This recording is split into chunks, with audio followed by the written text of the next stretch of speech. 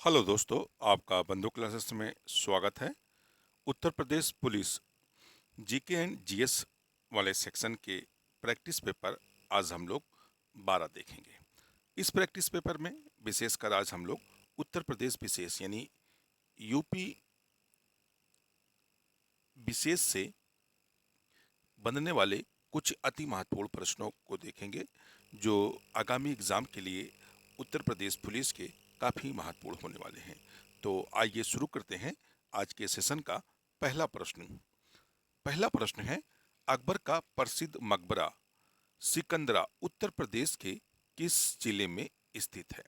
मथुरा, आगरा, कानपुर या इलाहाबाद वर्तमान प्रयागराज।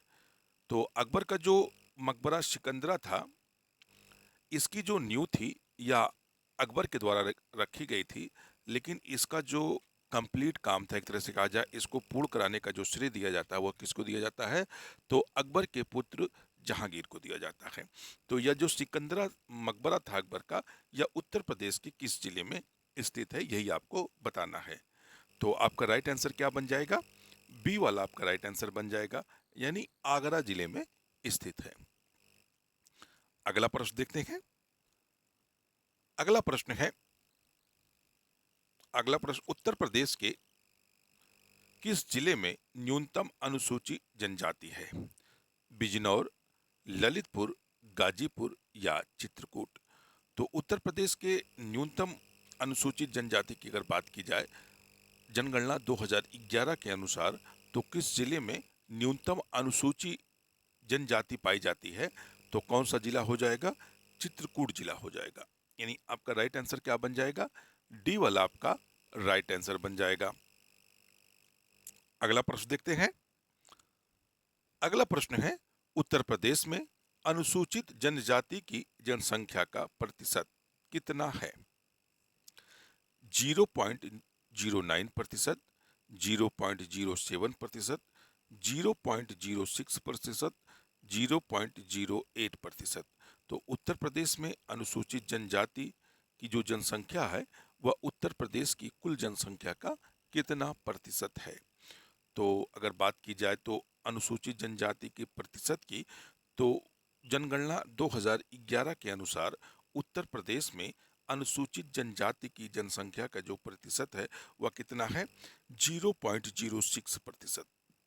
यानी आपका जो राइट आंसर बनेगा वह कौन सा आंसर बन जाएगा? सी वाला आपका राइट आंसर बन जाएगा। अगला प्रश्न देखते हैं। अगला प्रश्न है, उत्तर प्रदेश में भोटिया जनजाति किन क्षेत्रों में निवास करती है? मैदानी क्षेत्रों में, पर्वतीय क्षेत्रों में, तराई क्षेत्रों में या पठारी क्षेत्रों में। तो भोटिया जनजाति जो उत्तर प्रदेश की एक प्रमुख जनजाति के रूप में गिनी जाती है, यह उत्तर प्रदेश के किस किन क्षेत्रों में निवास करती है? तो पर्वतीय क्षेत्रों में निवास करती है। खास तौर पर अगर हम बात करें, जो उत्तराखंड से लगे हुए जिले हैं, उन्हीं जिलों में आसपास ये क्या करती है? भोटिया जो जनजाति है यह निवास करती है। तो आपका राइट आंसर क्या बन जाएगा? बी वाला आपका राइट आंसर बन जाएगा, यानी पर्वतीय क्षेत्रों में। अगला प्रश्न देखते हैं। अगला प्रश्न है, उत्तर प्रदेश में न्यूनतम जनसंख्या वाली जनजाति कौन सी है?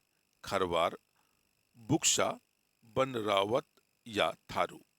तो जनगणना 2011 के अनुसार उत्तर प्रदेश में न्यूनतम जनसंख्या वाली जनजाति कौन सी है? तो वन रावत जो है, या उत्तर प्रदेश में इनकी संख्या क्या है?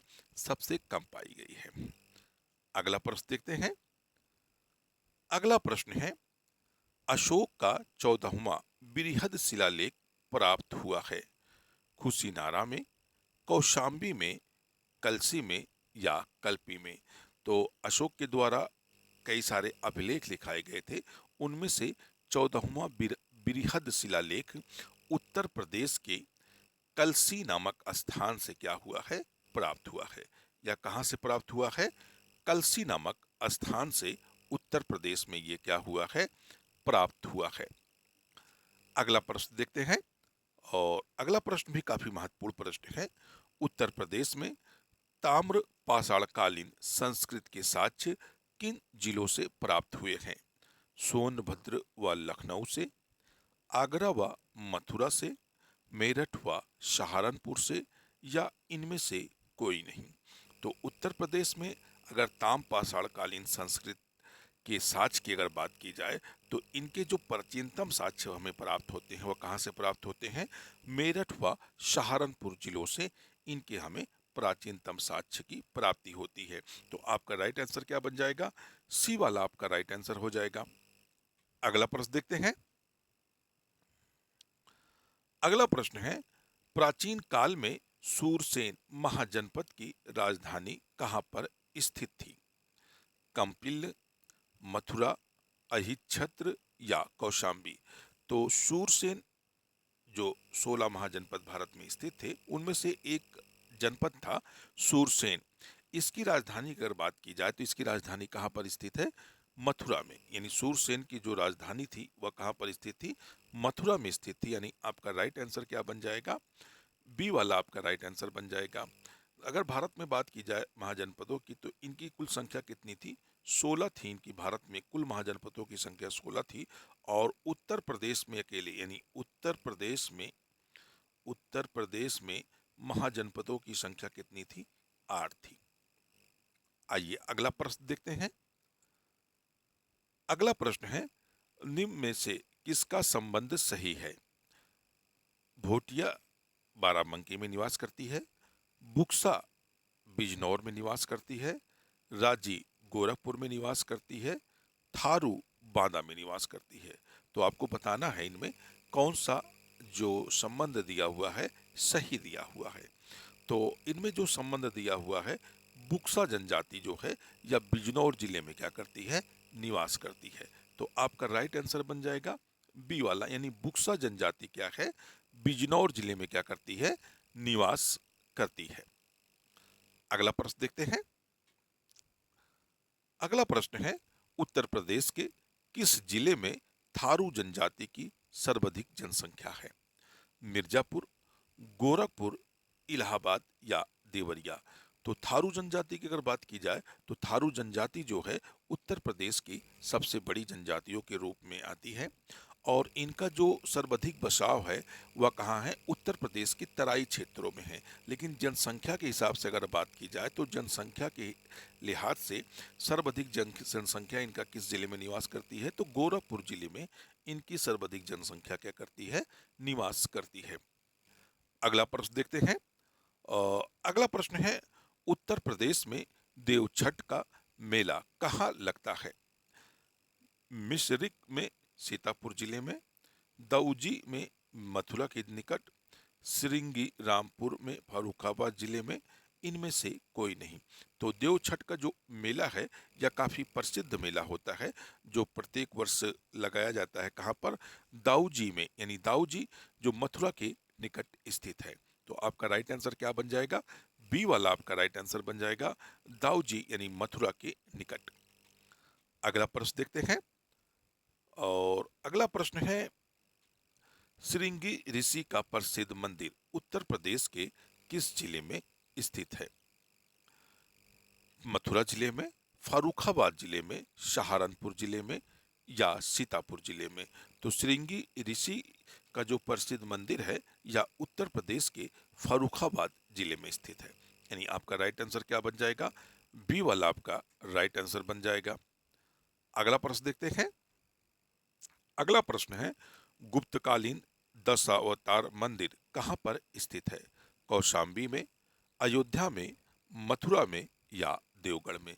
तो गुप्तकालीन जो दशावतार मंदिर है यह काफ़ी प्राचीन मंदिर है और विश्व प्रसिद्ध मंदिर के रूप में भी ये जाना जाता है। अगर वर्तमान में इसकी स्थिति की बात की जाए तो वर्तमान में कहाँ स्थित है?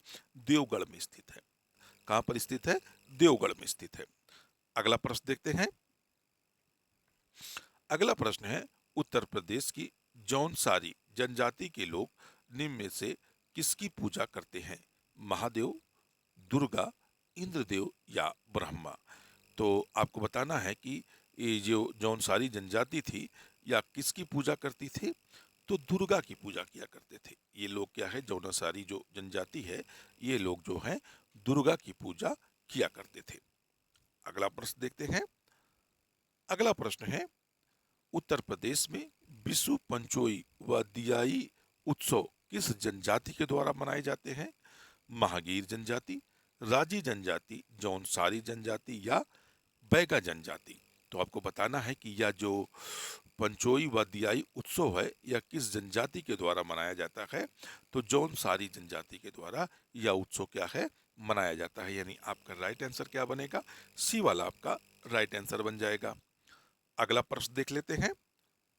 और अगला प्रश्न है, उत्तर प्रदेश में भगवान श्री राम की जन्मभूमि यानी अयोध्या किस नदी के किनारे पर बसा हुआ है? गंगा नदी पर, गोदावरी नदी पर, सरयू नदी पर या यमुना नदी पर। तो अयोध्या जिला जो है या किस नदी के तट पर बसा हुआ है? तो सरयू नदी के तट पर बसा हुआ है। यानी आपका राइट आंसर क्या बन जाएगा? सी वाला आपका राइट आंसर बन जाएगा। अगला प्रश्न देखते हैं। और अगला प्रश्न है, निम्न में से किस स्थान की तीर्थ यात्रा अशोक ने की थी? लुम्बिनी कपिलवस्तु, सारनाथ श्रावस्ती, गया, कुशीनगर। तो अशोक के द्वारा जो बुद्ध के तीर्थ स्थल थे उनमें क्या था? लुम्बिनी की भी तीर्थ यात्रा की गई थी, कपिलवस्तु की भी तीर्थ यात्रा की थी, सारनाथ की भी, श्रावस्ती और गया कुशीनगर की भी अशोक के द्वारा तीर्थ यात्रा की गई थी। यानी आपका राइट आंसर इसमें क्या बन जाएगा? डी वाला बन जाएगा। उपरोक्त में से सभी सही होंगे। आइए अगला प्रश्न देखते हैं। और अगला प्रश्न है, भुइयां व बुनिया नामक जनजाति राज्य के किस जिले में निवास करती है? तो आपको बताना है यह किस जिले में निवास करती है? महाराजगंज, सोनभद्र, मऊ या ललितपुर। तो भुइयां व बुनिया नामक जनजाति उत्तर प्रदेश के सोनभद्र जिले में क्या करती है? निवास करती है। यानी आपका राइट आंसर क्या बन जाएगा? बी वाला आपका राइट आंसर बन जाएगा। अगला प्रश्न देखते हैं। अगला प्रश्न है, उत्तर प्रदेश की किस जनजाति द्वारा खिचड़ी, गुड़िया, बजहार, होली त्योहार मनाए जाते हैं? भोटिया के द्वारा, थारू के द्वारा, बुक्सा के द्वारा या राजी के द्वारा। तो यह त्योहार किन जनजातियों के द्वारा मनाए जाते हैं? तो थारू जनजाति के द्वारा खिचड़ी, गुड़िया, बजहार या होली जैसे त्योहार क्या किए जाते हैं? मनाए जाते हैं। अगला प्रश्न देखते हैं। अगला प्रश्न है, उत्तर प्रदेश की किस जनजाति का निवास स्थान बिजनौर जिला है? थारू जनजाति, बैगा जनजाति, खरवार जनजाति या माहीगीर जनजाति। तो माहीगीर जो जनजाति है या कहाँ पर इसका निवास स्थान है? तो बिजनौर जिले में है। तो आपका राइट आंसर क्या बन जाएगा? डी वाला आपका राइट आंसर बन जाएगा। अगला प्रश्न देख लेते हैं। कुशीनगर किसकी राजधानी थी? मग्गों की, लिच्छवियों की, शाक्यों की या मल्लों की। तो कुशीनगर किसकी राजधानी थी? तो मल्लों की राजधानी थी। यानी आपका राइट आंसर क्या बन जाएगा? डी वाला आपका राइट आंसर बन जाएगा। अगला प्रश्न देखते हैं। महात्मा बुद्ध को महापरिनिर्वाण किस स्थान पर प्राप्त हुआ था? लुम्बिनी में, काशी में, कुशीनारा में या श्रावस्ती में। तो महात्मा बुद्ध को महानिर्वाण की जो प्राप्ति हुई थी या उत्तर प्रदेश के कुशीनारा में क्या हुई थी? प्राप्त हुई थी। एक तरह से कहा जाए कुशीनगर में। अगला प्रश्न देखते हैं। अगला प्रश्न है, उत्तर प्रदेश में सर्वाधिक जनजाति कौन सी निवास करती है? खारवार, बुक्सा, थारू या माहीगीर। तो जनगणना 2021 के अनुसार उत्तर प्रदेश में सर्वाधिक अगर जनसंख्या निवास की बात की जाए तो सर्वाधिक कौन सी जनजाति निवास करती है? तो थारू जनजाति सर्वाधिक निवास करती है। यानी आपका राइट आंसर क्या बन जाएगा? सी वाला आपका राइट आंसर बन जाएगा। अगला प्रश्न देखते हैं। उत्तर प्रदेश में कर्मा नृत्य किस जनजाति के द्वारा किया जाता है? बुक्सा जनजाति, माहीगीर जनजाति, थारू जनजाति या खरवार जनजाति। तो यह आपको बताना है किस जनजाति के द्वारा कर्मा नृत्य किया जाता है। तो आपका राइट आंसर बन जाएगा खरवार जनजाति। यानी आपका राइट आंसर क्या होगा? डी वाला आपका राइट आंसर होगा। अगला प्रश्न देखते हैं। और अगला प्रश्न है, उत्तर प्रदेश के किस जिले में सर्वाधिक अनुसूचित जनजाति संख्या का प्रतिशत है? मिर्जापुर, लखीमपुर खीरी, वाराणसी या चित्रकूट। तो आपको बताना है कि प्रदेश के किस जिले में अनुसूचित जनजाति संख्या सर्वाधिक प्रतिशत में निवास करती है। तो आपका राइट आंसर क्या हो जाएगा, बी यानी लखीमपुर खीरी। अगला प्रश्न देखते हैं, उत्तर प्रदेश की पठारी जनजाति का निवास जिला कौन सा है, जौनपुर, सोनभद्र, आजमगढ़ या वाराणसी। तो कौन सा जिला हो जाएगा, सोनभद्र, यानी आपका राइट आंसर बी। अगला प्रश्न देखते हैं, अगला प्रश्न है, राणा, कठरिया व डिगोरा नामक जनजाति राज्य की किस जनजाति की उपजातियां हैं, खीरी, जौनासारी, थारू या बुक्सा। तो या किसकी उप जनजातियां हैं, जैसे राणा, कठरिया, डोगरा, डिगोरा, ये नामक जो जनजातियां हैं, ये किस मेन जनजाति की उप जनजातियां मानी जाती हैं। तो किसकी मानी जाती हैं, थारू की। आपका राइट आंसर क्या हो जाएगा, सी वाला आपका राइट आंसर हो जाएगा। अगला प्रश्न देखते हैं, उत्तर प्रदेश की किस जनजाति का वर्ण विभाजन हिंदुओं जैसा है, बुक्सा जनजाति का, महागीर जनजाति का, थारू जनजाति का या खरवार जनजाति का। तो इनमें से किन जनजातियों का जो वर्ण विभाजन है हिंदुओं जैसा है, तो किसका है, तो बुक्सा जनजाति, यानी आपका राइट आंसर क्या बन जाएगा, ए वाला आपका राइट आंसर बन जाएगा। अगला प्रश्न देखते हैं, अगला प्रश्न है, उत्तर प्रदेश के किस जिले में सहारिया जनजाति निवास करती है, मिर्जापुर में, मथुरा में, आजमगढ़ में या ललित में। तो सहारिया जनजाति उत्तर प्रदेश के किस जिले में निवास करती है, तो ललितपुर जिले में निवास करती है, यानी आपका राइट आंसर क्या होगा, डी वाला आपका राइट आंसर हो जाएगा। अगला प्रश्न देखते हैं, और आज की क्लास का अंतिम प्रश्न होगा, उत्तर प्रदेश के किस जनजाति का संबंध किरात वंश से है, माहीगीर, थारू, बुक्सा या खरवार।